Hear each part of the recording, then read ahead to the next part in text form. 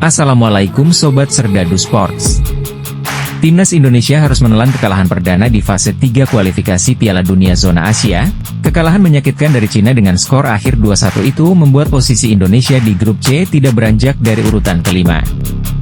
Dengan kekalahan itu, skuad Garuda boleh dibilang makin berat untuk bisa merebut satu tiket lolos langsung ke putaran final Piala Dunia 2026 di Amerika mendatang. Starting line-up yang diturunkan Shin Tae-yong di laga kontra Cina kali ini harus diakui kurang tepat. Dengan merotasi beberapa pemain membuat pertahanan Indonesia kurang padu dengan tandem baru Jai Itses, Kelvin Verdong dan Max Hilgers, alhasil timnas Indonesia kecolongan 2 gol di babak pertama. Padahal secara permainan skuad Cina hanya mengandalkan counter attack yang seharusnya bisa dibaca dan diredam oleh skuad Garuda.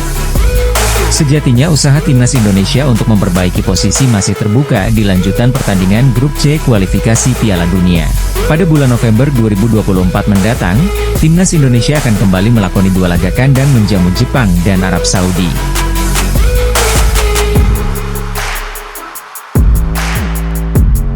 Di 2 laga itu bisa menjadi penentuan kelanjutan perjalanan timnas Indonesia ke putaran final Piala Dunia 2026.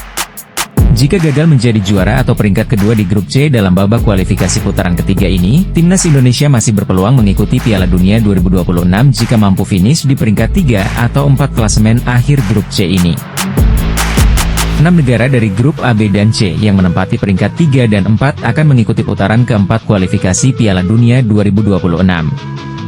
Mereka akan kembali memperebutkan 2 tiket menuju Piala Dunia 2026. Nantinya ke-6 negara itu akan dibagi menjadi 2 grup yang akan diisi masing-masing 3 tim, dan hanya masing-masing juara grup lah yang berhak lolos ke Piala Dunia. Ini berarti, Indonesia harus menjadi juara grup putaran 4 untuk memastikan diri lolos ke Piala Dunia 2026. Namun jika timnas Indonesia gagal menjadi juara grup di putaran keempat maka peluang terakhir bagi timnas Indonesia adalah wajib lolos babak playoff atau putaran kelima.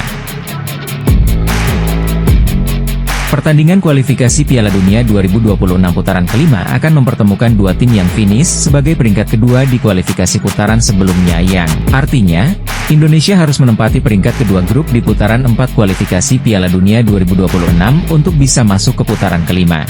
Kemudian, Indonesia harus menang pada babak playoff sehingga mendapat tiket terakhir mengikuti Piala Dunia 2026, karena jatah untuk negara Asia pada ajang Piala Dunia 2026 adalah 8+1.